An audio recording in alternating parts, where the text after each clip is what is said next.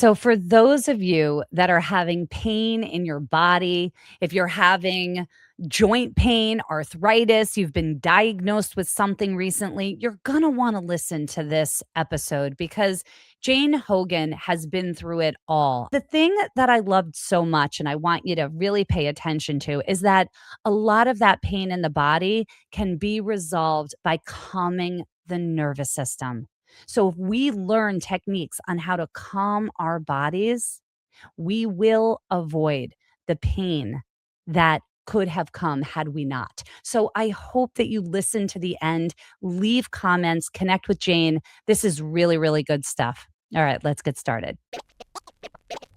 Welcome to the Wisdom from Within podcast. My name is Jen Axe, and I am your host. This is where mindset meets body set, where we access both so that we can make the most genuine, authentic, empowered impact on those we love and those we serve. Let's get started. Jane, it's so good to have you here. Oh my goodness. It's so good to be here. I think you're wonderful. I love what you do. I'm really excited for you in this brand new podcast. And Thank you. yeah, just really excited. Well, I am lucky. I feel so lucky every week to be meeting with extraordinary leaders, extraordinary people that are doing such beautiful things in the world. And it is the mission here on the Wisdom from Within podcast to really help people connect to their innate wisdom, to their intelligence, and really share why it's so important and how do we listen to it and what is possible when we do. And so I thank you for being here and sharing your story and your expertise. I'll share with the listeners that Jane is the wellness engineer. She is a neuroscience-based mind-body educator, health coach, and wellness leader, helping people release chronic pain by rewiring their brain and calming their nervous system.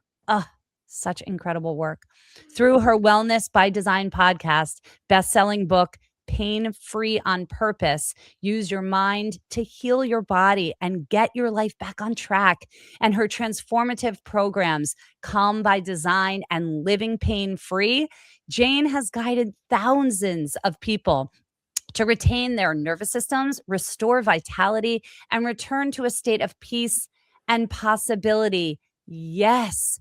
Why? Welcome and why? Like, I just want to dive in because I would love for you to explain why. Why do we want to calm our nervous system? Why does Oh it my matter? goodness. I Yes. mean, it's really everything. And Hmm. what I learned in my journey, because I was working as an engineer and Right. I'd had this incredibly stressful year that started with my mother dying suddenly, and then Mm. also dealing with her estate, siblings, house full of furniture and collections. It was a lot to Wow. deal with. And It's a so, lot. yeah, my nervous system was just like, I didn't really know what it was then. I just knew like I'm stressed. I'm like shaky all the time. Right. And my heart's racing and I'm not sleeping. Um, and then about a year into that, Mhm. I started to get pain throughout my body. And it was like I knew that it had to be related to Mhm. stress. Mhm. And we'll talk about like wisdom from within. Like, Yeah. it was so obvious to me. It wasn't like I would develop pain. Um, Mhm. for no reason, right? It had to be linked. And How did you make that link? Did you make that link immediately or did that take you time? Well, initially, like I had some pain in my feet and I thought, okay, I'm 50. I guess I need to get orthotics. Right. And then it was like, oh, my hands are aching. I guess I was doing a lot of painting, and stuff, getting the house ready. Yeah. So I thought it'll go away, and it didn't. And then, it was moving around. That was what was really weird. Like Mm. my one shoulder would be in so much pain. I'd have to like I never did this, but I had to put my arm in a sling. And then the next day that shoulder was fine and it was the other shoulder. Mhm. So it was just weird. And it went all through my body. And How Anyway, long did you I'm sorry, I know we're gonna get to back yeah. on track, but I'm just curious, did you start making links like, okay, when did you start listening to that? Or you're probably gonna get to that, so I'm sorry Yeah, to cut you off. well, I thought, "Okay, I just need to get my mother's like, all the Right, contents dealt with, get the right. house sold, I'll be fine." Mhm. And so I did that, and I thought, "Okay, I'll be fine." And then I was still in pain, so I thought, "I just need to take some time off work." Right. And so I did that, and I was still in pain. In fact, everything was getting worse, and I didn't know what it was. And this is where I had it sounds really strange. So my husband had gone to work. I Mhm. was home, like, waking up, and this is how I used to wake up in the mornings, like, I go you wake up and you're sort of in that little dreamland, Yeah, and then I'd start to, like, feel my body and go, "Oh my gosh, the pain is still there." It's like, it's not a bad dream, it's real. right. And I was 50 when this happened. I was a few years away from retirement. My Mhm. husband's a little bit older than me, and he was very close to retirement. And, we had planned all our for years for these, retirement years, golden years, freedom years. Mm. And here I was in pain, not knowing what it was. I thought, I'm not going to be able to do anything. I'm just a burden. Like, this is, I thought, I'm letting everybody down, Mhm. including me. And I had this thought as I was lying there in bed, curled up in pain, that if this is the way my life is gonna be, I'm kind of ready to be done. Like, and I wasn't Wow. suicidal, like, ready to do anything then, but Mhm. that was sort of the first thought, like, first time that creeped into my head. I'm better off not here, you know? Mhm. And in the next moment, I know it's gonna sound really weird, but I heard a voice that Mhm. wasn't my voice, but it was in my head. It wasn't like Yeah, I was listening with my ears. I just heard this right. voice in my head, and it's just like, "This is not how your life is going to turn out. You are going to this figure this out, and you're going to teach other people." Mm. Wait, how did this voice communicate to you? I heard it in my head. Like, it was sort of like I was at that rock bottom, like, moment, all curled up, like I'm ready to be done, and then it was like this hope, this feeling of hope Feeling. and Mm. caring. And so I was still in pain, but from that moment What'd on, you do? What'd you do in that moment? Like, you heard the voice, and then what'd you I do? I was like, "Oh," I was like, "Okay, I'll wipe my tears up," but Ah. it was just like I had this deep knowing Mm. that I was gonna figure this out, okay? And if I'm going to figure this out, I can't lie here saying I'm ready to be done. Right. And so I think I just got up and said, "All right, let's Ah, start." good for you. And then what happened? What was the next step that you took? Well, I think it was around a week later that so I've been obviously seeing my doctor, what's going on and getting blood work and all this kind of stuff. And so when I went to see my doctor, she said, "Well, nothing is really showing up in your blood work. Mhm. But sometimes," and so this was 2016. This seemed like a crazy idea to me, but she said, "Sometimes food can cause joint pain." And I'm Mm. like, "What? That's crazy. How can anything you eat have something to do with your joints?" I mean, I think it's a lot different now. People are hearing more about it, but back in 2016, it was 10 years ago. Right. This was like seemed like a crazy idea to me, but she said gluten, dairy, and sugar were the common culprits.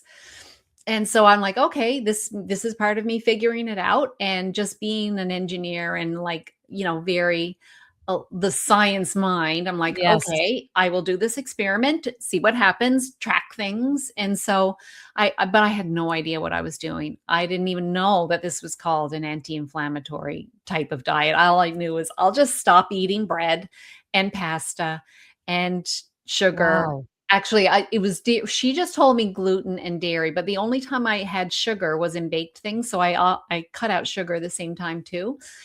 And, so what I noticed was within about a week, I had, like, noticeably less pain. I still had In a pain, but it was week? noticeable That's in a week. incredible. In a week. Yeah.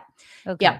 So that just started me on a path of then feeling empowered. So I had that inner voice, Yes. which gave me that deep wisdom from within to Yes. know I will figure this out. It's just I need to, find the right path.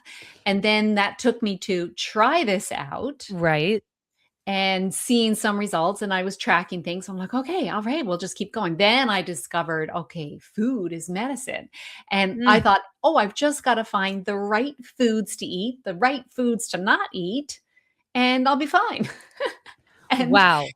that was part of it, but I would say what I realized, Mhm. so I guess to kind of like go a little bit backwards, I wasn't within a few months diagnosed with rheumatoid arthritis, which is an autoimmune condition. Mhm. Now, every autoimmune condition does have a gut health component, because usually what happens is, for some reason, which I think it's the nervous system, we stop digesting well, which means then bad bacteria can build up, and then we start not absorbing nutrients. I was actually low in iron, so Mhm. that made sense. And also the gut becomes leaky. It's kind of that's pretty familiar term now. A lot of people have heard the term leaky gut, which basically means that that membrane that's around our small intestine, yeah, the small intestine is only one cell thick. And it so if that gets damaged, then the foods that we're eating start leaking through. The immune system's on the other side. It gets triggered, and then then it gets confused, and it starts launching a campaign. So for me, it launched a campaign, at my joints. But why did all this begin to happen? I thought, okay, it's just that, my Right. gut's leaky and I got to fix my gut. But my Right. gut became leaky because of the nervous Because system. It's one of the digestive system is one of the first systems to kind of go offline when our brain and nervous system think we're in fight or flight, and we got to be fighting for our lives. okay. So many things here, so I many know. Sorry. things. No, no. It's incredible and so important because the nervous system can be handled with the right tools, and then we could avoid these leaky gut symptoms, right? Exactly. So it's like we could back it up and figure this out prior to that happening. So I want to talk about that. But the other thing I want to talk about is how this voice from within you spoke to you probably many more times than what I'm about to mention, but the two times were the one when you were on the floor, and then the second time when you were faced with all of this information and you're like, I don't know what I'm doing, but I'm going to do this because it feels Mm, right, it seems right. And then the voice you said to you, you're gonna figure this out. So mm, that right there, how did you trust your gut? How did you how mm. yeah, what was that? How'd you develop Mhm. that relationship to be like, "Okay, I'm gonna do it." I think just, being a systems thinker, so as an engineer, you're a systems thinker, that 50,000-foot view, it was just like, okay, stress turn this on, Mhm. then I should be able to remove the stress and turn it Mm. off. Like, Okay, so I there was love there that. was that. So good. No, that's Yeah, so simple. It's such it a is simple way to simple. look at it. Okay, how did I get here to Yeah. begin with? And then, Mhm. okay, I got here by doing whatever the thing is, because the thing could be so many different things for different people, Yeah. and then we just reverse it, Yeah. reverse engineer, as you Yeah, say. exactly. Absolutely brilliant. Yeah. And so I thought it was just going to be about food. But then, Mhm. what I realized now looking back was that I started developing orthorexia, which is a fear of eating anything but healthy food. And it Oh, was very wow. isolating, because all Yeah. I was doing was eliminating all kinds of foods, because when you have leaky gut, you're basically become sensitive to the foods that you are eating, because that's what's leaking through, right? Right. So then you start panicking because you're like, oh my gosh, this is the foods I'm eating. And then every time I had a pain flare, I'd be like, "What did I eat?" Someone I so it was created a load of stress. And so looking back now, what I didn't realize then was that that stress was probably stopping me from healing fully. So Mhm. even though I was feeling a little bit better, of course you're going to feel better when you're not, when you start eating better foods, Yeah. because you're giving yourself building blocks that are, useful, not Right. like building blocks that are your body has to like deal with, like toxins if we're eating a lot of processed food and things like that. Right. So I was probably a good year into this, and then I remember reading something about just like loving yourself more. Mm. And I realized actually that It wasn't just the stress of my mother's dying, even though that was a big part because we were Right. best friends, and the Oh, stress of everything else. I think it mm. also took me back because I was dealing with my siblings, of course. I was taken back, re-triggered by childhood trauma, and I didn't have major trauma. I just had one of my older siblings used to tease me a lot and, tease me until I stuttered and then tease me for stuttering, and then Oh, I cried and then teased for crying, and oh so gosh. yeah, so I mean, it wasn't major trauma, and, whenever I say this, I always feel like, yeah, what do all the other people who had major trauma, like, they're like, "Girl," and I'm sure they've got compassion, but, like, looking back at it, I didn't feel safe in my family, Yeah. and so I had for my whole life, like, even though I was an engineer, even though I was a mother and had a lot of confidence with that and everything, I still had this inner part of me that didn't feel good enough, Mm, which led to what I call now, and I can see it in the people that I work with, is behaviors of protection. So pain is actually protection. mm. Often illness is Mhm. protection. Mhm. Not I Mhm. mean, it doesn't sounds weird, but it's like how our nervous system protects us. But Yeah. long before that, we probably have behaviors of protection. So, like people pleasing, perfectionism, hypervigilance, Yep. hyperindependence. I mean, check, check, check, check. I had all of these things. Mm. And it's basically how we think that they are personality traits, but they're not. It's behavioral adaptations that we create early on in order to feel safe. Right. To survive. Yep, Mhm. and feel safe. Safety is so important, isn't it? And we don't even realize it. Like, Ah, if someone had said to me, "Do you feel safe?" I'd be like, "Yeah, I feel safe." right. But, okay, my nervous system was obviously telling me it didn't feel safe. What an unbelievable journey you had. I mean, you had this awareness, then you thought about like, the stuff that you were diagnosed with, then you went into the food bit, but it all comes back to these patterns, these behaviors from our childhood. And it's that nervous system regulation that we didn't even know we needed when we were younger. We were just taking on all the stuff and we were like developing with it. And then all of a sudden, all these things are starting to happen. So, how did you go back? How did you heal that and calm the Mm. nervous system? I started I had always, well, not always, but I had done, like, Tai Chi years Mhm. before and yoga, Mhm. and, I also had done Reiki. So I knew about, energy, and I knew about the power of breath work, and so I started doing breath work, and then I actually Mm. trained to become a yoga teacher. I'm not teaching a lot of yoga anymore, but, um, it was that power of the breath. And then, it was almost like, Jen, like Yeah. peeling back layers of the onion. And so I also realized, okay, if some of these behavioral adaptations went back to childhood Yeah. and I was still being triggered, then there was something, it was still in my subconscious mind. Mhm. And so I started learning a lot more about the mind. I mean, the mind is amazing. When you think about placebo effect and, all of those other things, the effect that our mind can have on our physical body, it Yeah. runs our body. Absolutely. And so I started, and I didn't even really realize that I was doing this in the beginning. But I was, so my mother was like my best friend and my champion. And when Mm. she passed, I'm like, who's in my corner now, kind of thing. Yeah. I mean, I've got a Mm. loving husband, and it's not Yes. that, but No, but there's nothing like I the mother. I really I relied on my mother to say nice things to me, Mm. Mm. and I realized that I had to be the one to say nice things to me. Wow. And Beautiful. so, basically, in Mm. the beginning, I was kind of like almost hearing my mother's voice in my head saying, "Jamie, I'm so proud of you. You're a good person," Right. speaking like that. And then I realized it was me speaking. Mm. And I had also done a lot of work before the pain came along, I've been really interested in personal development. And so Mhm. I'd read about like the power of affirmations and visualization, that kind of thing. So I started doing that for me.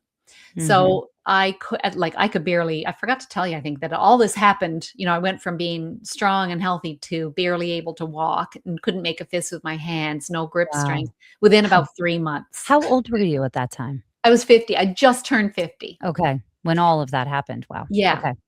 And so I could barely walk. Mhm. But I started like visualizing myself climbing. I love hiking. So there's a beautiful hike on the island of Newfoundland where I live it's the second highest point called Grossmore, but it's like a very like 7, 8 hour hike to do Mm. the whole thing.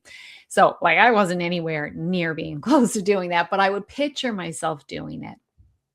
And then later on, when I learned about like the power of music, I was like, oh, I'll add some music to it. So I had Miley Cyrus, "The Climb" going in my head, and picturing myself at the top and raising my arms up in victory. And so I was doing this Wow. visualization stuff, and I was doing the affirmations. And then a big thing I had to do was forgiveness. Like Mm. I had to, like, I was hanging on to this resentment toward Mm. my older sibling for doing this to me, you know? Mhm. Mhm. And so I realized I had to let it go. I really Mm. had to forgive and realize, hurt people, and it wasn't me. I was just like in the line of fire. And I had, and not just my brother, like other things. When we think back in our life and we think back to people that hurt us, if we're hanging on and harboring those resentments, it's actually hurting us because Yeah. it's keeping that nervous system from feeling safe. Locked. Every time we Yeah. think about the person or the event,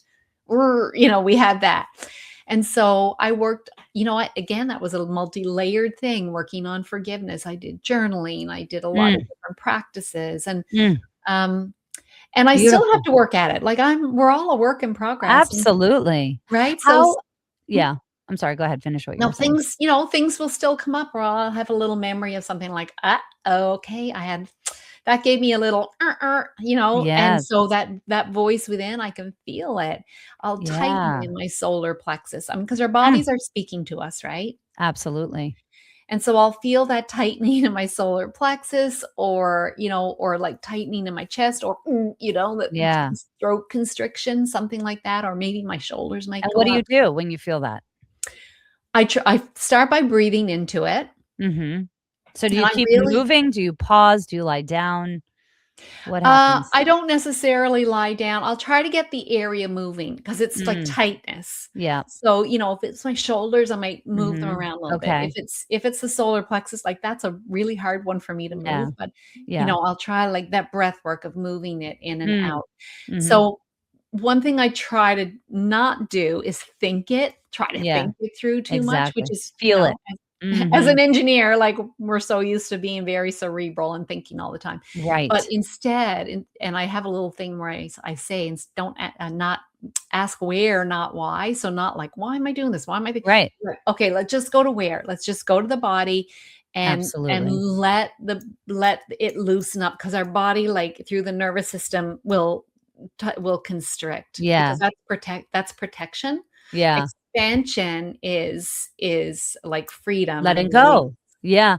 I love the whole why and where, Mhm. because I talk a lot about how we chase the why. We're just conditioned to chase it. Why do I We feel this are. way? Why? And it really just causes just so much more havoc. Now I understand wanting to have some answers. I get it. We wanna have a little bit of information, but Mm. the why a lot of times is partnered with judgment.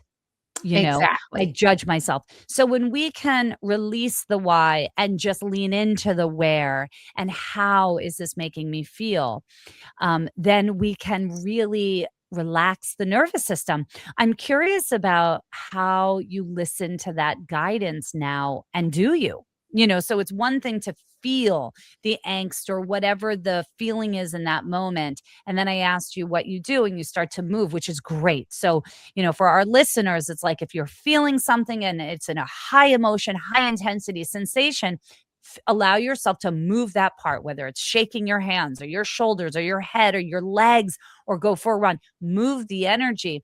And there's this other piece about really pausing and Mm, slowing down. And I'm curious about that part for you. Do you do that practice? And if so, mm. do you hear wisdom, further, deeper wisdom that guides you into a new direction?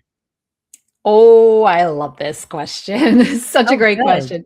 Yes, I have basically what I teach is creating practices throughout your day Mm, of getting into stillness or mhm, practicing feeling a loving feeling because mm, that is a calming feeling. So mhm. basically, to kind of sum it up, it's like creating calm throughout your day. Yeah. So my best practice is the morning usually.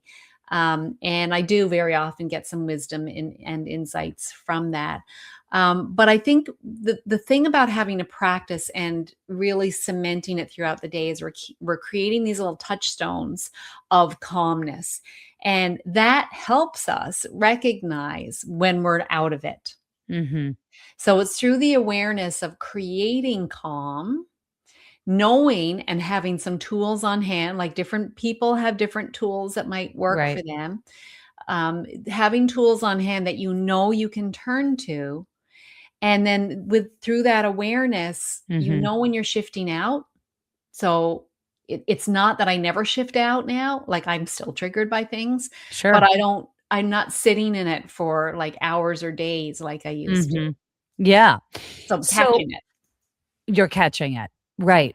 So I'm curious now, as someone that's fully aware, you've got all kinds of tools to help yourself and others calm and relax into that nervous system, listen to the guidance. How has that helped you in your life, with your job, as a leader in the world, as a parent, Mhm. as a woman? Like, how does this awareness elevate your ability to elevate others? Mm. Gosh, well, I mean, first of all, I left my engineering career and Exactly. Right. and became and, like, I'm not telling people, "Go leave your career," but for me, it was like, "Huh, I did engineering because my father wanted me to do it."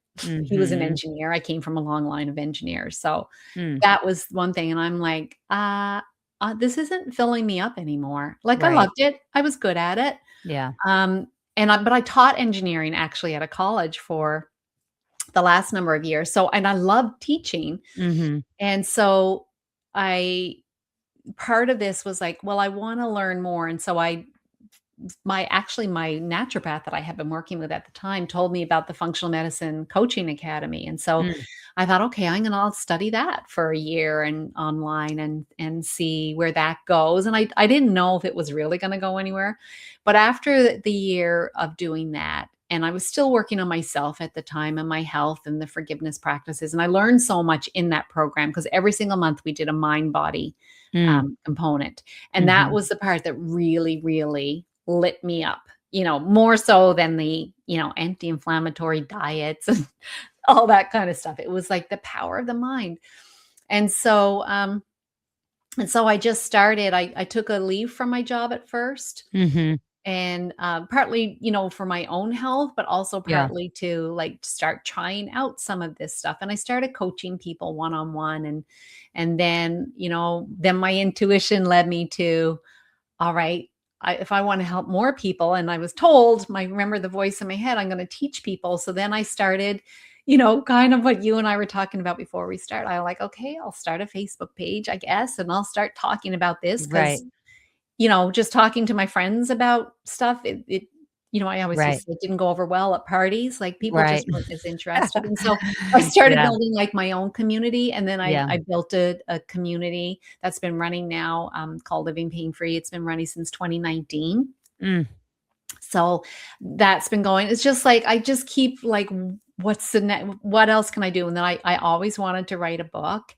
And so I wrote my book last year, and that felt like, all of it is like one like little voice in my head, and that helps guide me too. Like, okay, what do I need to do to Mhm. write this book? What do I need to do to create this community? And Mhm. also while I'm looking after myself, because I can get busy again, Yeah. and I have to Yeah. listen to that. If Right. I start not sleeping again, which happens to me if I get stressed, then I know that's my body talking to me Mm. and telling me, "All right, Jane, you're Yeah. creating too much stress and busyness in your life now. And Yeah. so let's come," because I need to live what I teach. Absolutely. Which is nice because you're being held accountable by your own work, which is great, and Mm, your own awareness. It's interesting because you talk about what your mind tells you and then what your body tells you. mhm. And are they different? Oh, yeah. My Mm. mind, I'm a very busy, like, I've got that busy mind, right? Mhm. And so my mind can make to-do lists and do, Mm. so much stuff to do, but Mhm. my body will tell me if it's too much. And Yeah. so I really honor that now because I saw what happened. Right. I've seen what happened before when it was Right. just too much, when You the don't stress was too listen. much, and I don't wanna go back there again. Mhm, mhm. I love that so much. I think it's just an interesting relationship to hear the mind, to feel the body, and to decide which way do I go. Mm, Because yeah. a lot of people are like, "Well, how do I know? How do I know that that's the right path?" Well, I do, like, use some tools and teach some tools for following intuition, which you probably do the same thing as well. So we talked about how, Share one, we'd love that. yeah, well, I mean, a simple one is the body sway, Mm, right? give us So what is the body sway? Love that. so I talked about how, pain is an outcome, but it comes from protection, which is constriction, Mhm. repelling, all of that stuff. Yeah. And so, which is not our true and best nature. Our true Mm. nature is expansion. Mhm. It's leaning towards. Right. It's like Look it's at that that beautiful gesture you're doing. See, My I practice talk is with the my hands. power of I gesture. keep smacking the microphone and my desk as well too. No, it's good. I love it. It's so expressive. Okay, go ahead. So that for the sway test, Mm, you can think about some. So what I start off with in getting people to feel it, because it's very yeah. subtle. Yeah. Standing up, I'm not gonna stand up now because 'cause I'll be out of the camera, but I suggest standing up and Mhm. putting your hands on your heart area, Yep. and then you can close your eyes, but maybe Mhm. if that feels like too, sometimes people feel, like, sort of off balance when they close their Right. eyes. You can just have, like, a downward cast, and Right. then I think about, um, the biggest no, like, Mhm. back off Jack. So for me, it might be, like, someone trying to hurt my children. Oh, Or god. something like you would never want, but just think about it for a second because you Okay. feel it, Okay. and for me, like, most people will feel like a swaying backwards, they'll feel a slight swaying away from Mhm. that, like, Mhm. you Mhm. don't wanna get anywhere near that, Right. right? Right. Right. Okay. And then quickly, we don't wanna dwell there, so quickly then think about what would be one of the biggest yeses for you, like, Right. winning a trip somewhere or, or Right. money or finding the love of your life, like, Mm. what would be a huge yes for you? What Right. just whatever it is, and just notice, like, just feel what that feels like in your body, and then you'll probably notice that you sway towards. Mm. Mhm. And so it's like I said, very subtle. I have a bunch of other tools as well, but that's one that people can start to feel. And it's amazing when I get a group of people. Not very often do I have live groups, but sometimes. And when they're all standing around and they do that, and you can see them like almost like losing their balance because they'll Mm. fall away or forward. Oh, so this So is like a great tool to use when you're trying to figure out a decision, and you're exactly. faced with a decision, Yeah. and you can close your eyes, put your hands on your chest, here on your heart center, and feel into that choice of what Yes. that is, and if you move back, right, that's probably a no, and if you Yeah. move forward, it's probably a yes. Is that accurate? Exactly.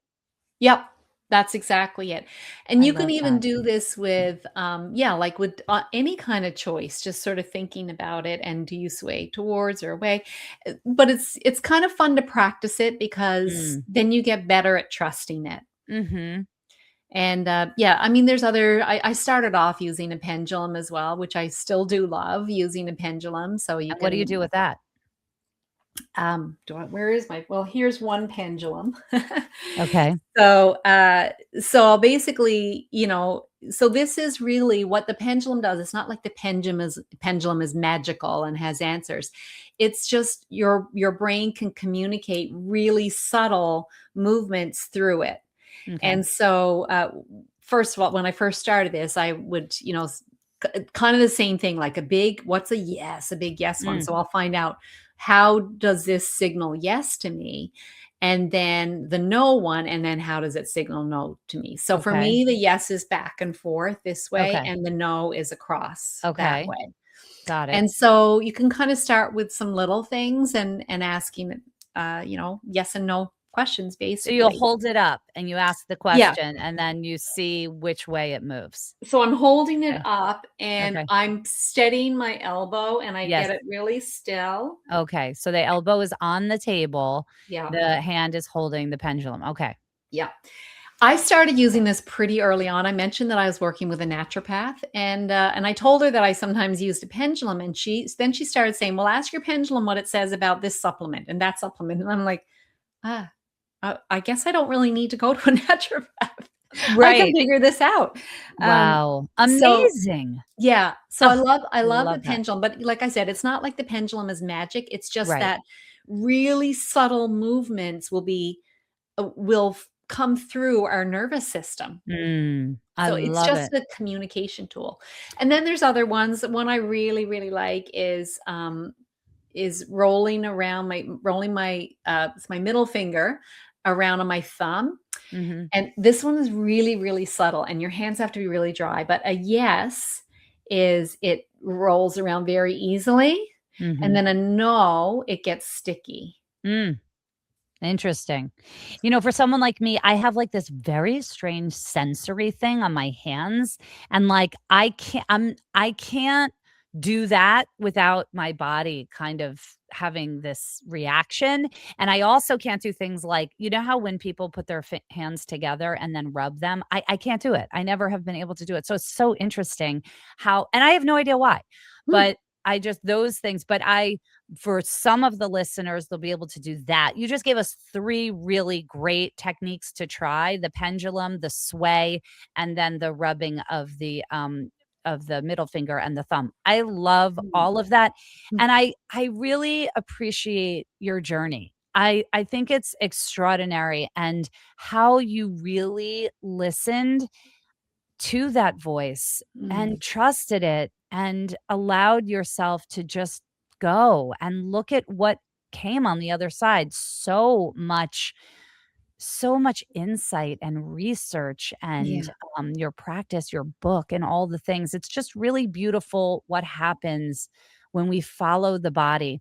And would you say, before we wrap up, would you Mm. say that those experiences that you had when you did get diagnosed and all of the things that you kind of went through, do you think they happened for you in a I think way? we were on the same wavelength because I'm like, "Oh, I wanna talk about it happening for me, not to me." And then you Yes. ask the question, so I Yeah. absolutely see it that way, like, there's nothing wrong, and I was never broken, Right. right? It was Never all for just you. awakening me Yes.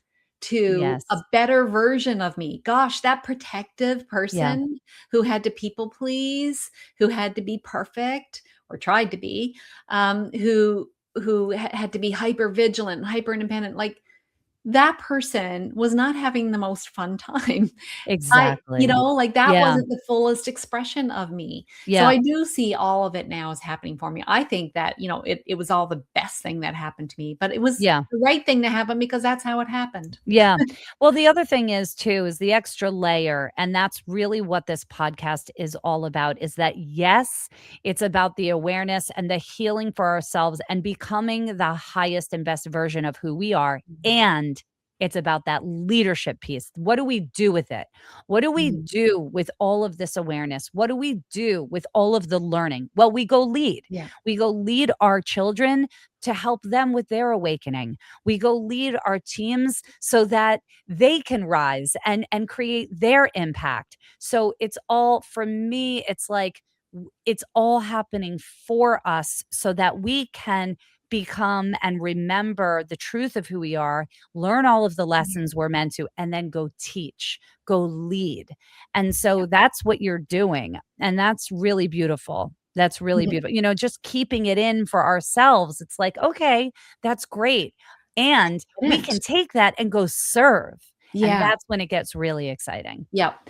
And, I say this for a lot of the people in my community, it's not even that they don't have to do what I did. They don't have to, Right. Of course. start a podcast and do all Right. that.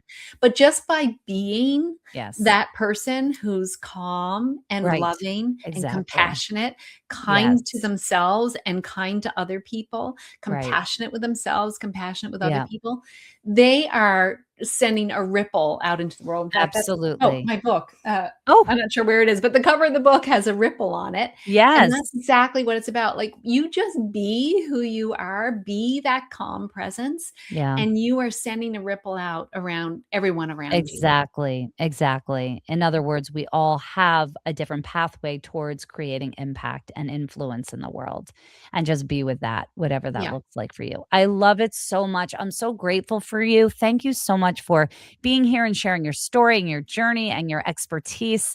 It's masterful, really, and I appreciate you. How can people find you and connect with you? Oh, thank you so much, Jen, and thank you for having me on here. Like, it's truly an honor for me. Yes, I love to teach this, and I'm meant to teach it, you're so good at it. so You're I very appreciate good it. at it. So people can find me. My website is thewellnessengineer.com. I'm on YouTube at The Wellness Engineer and Instagram at The Wellness Engineer. I have a Facebook page too. It's Jane Hogan Health. So any of those places, my podcast is Wellness by Design, and Jen has been a guest on the podcast as well. So lots of other amazing guests. It's a top 3% podcast in the world now, which I'm like totally Oh blown my away god, by. let's go. I know, but you know what? Congratulations. That was just consistency. It's just Yeah, consistency.